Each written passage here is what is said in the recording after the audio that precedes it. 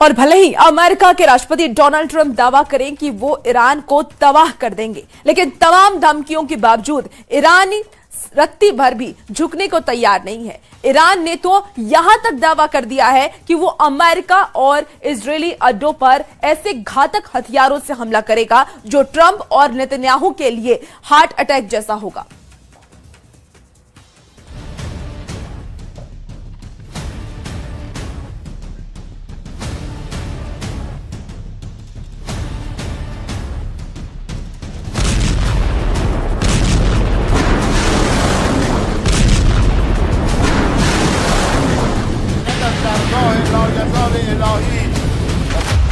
Iran में उतरे heart attack हथियार, तेहरान का सर्वनाश करेंगे ट्रंप।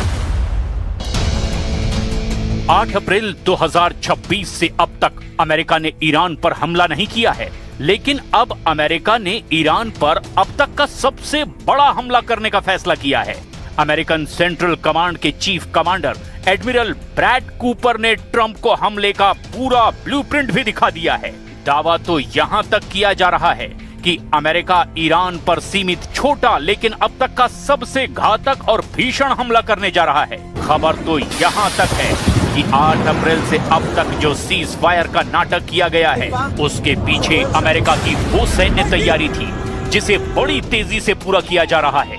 अब अमेरिका और इजराइल ने ईरान में 3 मुख्य टारगेट लॉक कर दिए हैं। पहला, ईरान के वो टॉप लीडर, कमांडर और जनरल मारे जाएंगे जो अमेरिका की परमाणु शर्तों को मानने से साफ इनकार कर रहे हैं। इसके अलावा अमेरिका ईरान के करीब 3000 तेल कुओं को तबाह करके उसे पूरी तरह से तबाह कर देना चाहता है।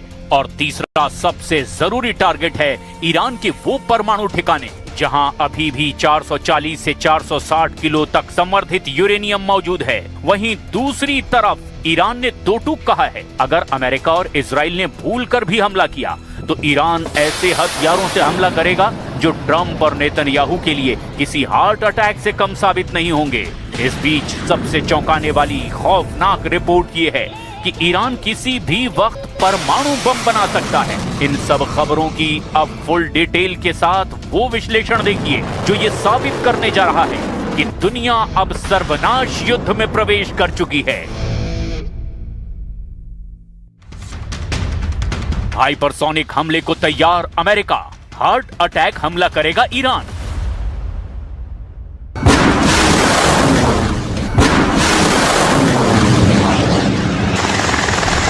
अमेरिकी सेंट्रल कमांड यानी सेंटकॉम किसी भी वक्त ईरान के बंदरगाहों, हॉर्मुज स्ट्रेट, खार्क द्वीप, तेल के कुएं और पाइपलाइनों पर हमला कर सकता है। इसके अलावा अमेरिका और इजराइल मिलकर ईरान के नतांज, एस्फान, फोर्दो, बुशर परमाणु ठिकानों पर भी हमले कर सकते हैं। इधर ईरान ने भी ऐलान कर दिया है कि इस बार ईरान ऐसे घातक नए हथियारों से हमले करेगा जिसकी कल्पना ना तो अमेरिका ने की होगी और ना ही इजराइल ने। दावा तो यहां तक किया जा रहा है कि ईरान के पास लंबी दूरी की हाइपरसोनिक मिसाइलें 70% से ज्यादा बची हुई हैं। इधर खबर यह है कि अमेरिका भी अपनी डार्क ईगल हाइपरसोनिक मिसाइलों से ईरान में बड़े ठिकानों को निशाना बना सकता है। खबर है कि अमेरिका की डार्क ईगल 5 मैक की रफ्तार यानी लगभग 6100 किलोमीटर प्रति घंटे की रफ्तार से ईरान पर हमला कर सकती है। वहीं दूसरी तरफ ईरान की नेवी कमांडर ने ऐसा दावा किया है जिसे सुनकर ट्रंप और नेतन्याहू भी बेहद तनाव में आ गए हैं। ईरान की सरकारी मीडिया में ईरानी नेवी के commander rear admiral Shahram Irani ने जो कहा उसे सुनकर आप भी हैरान रह जाएंगे।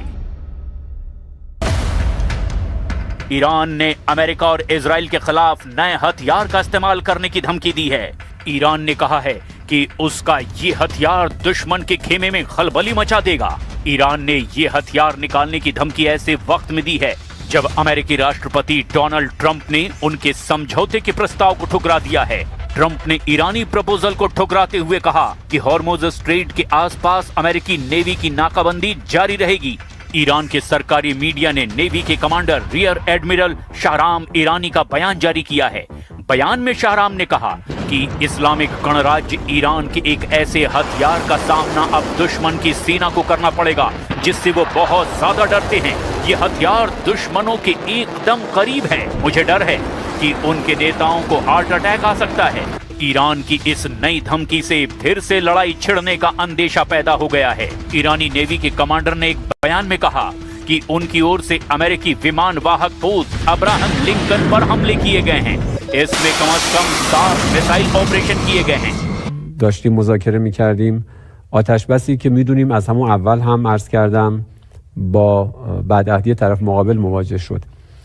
خب الان اینجا دیگه موضوع هسته‌ای موضوع اصلی مذاکرات نمیتونه باشه. موضوع اصلی خاتمه دادن به جنگ به نحوی که منافع و مصالح ما رو تأمین بکنه. कुल मिलाकर ईरान युद्ध अब ऐसे दौर में पहुंच चुका है कि अब जैसे ही हमला होगा दोनों पक्ष एक दूसरे पर सबसे घातक हथियारों से हमला कर देंगे जिसका अंजाम बहुत विनाशक हो सकता है।